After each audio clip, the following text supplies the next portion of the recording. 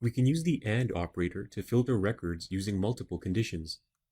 Let's say, for example, we want to display all the email records in our database where the first name is equal to Ted and the last name is equal to King. To do so, replace your existing SQL query with this line.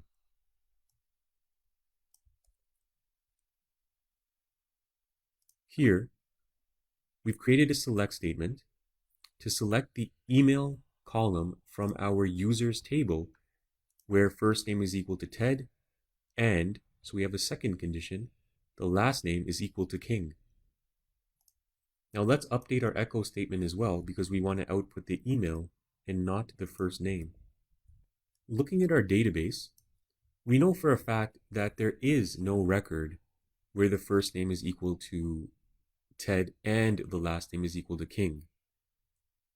Okay, the only record we have is first name Ted and last name Smith.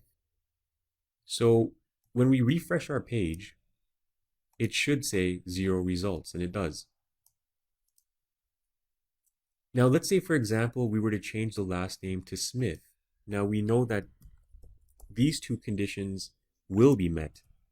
There is a record where the first name is Ted and the last name is Smith. So if we press refresh, it outputs that one result. Okay, that's the email address linked to that record. So it found the record where both these conditions were met.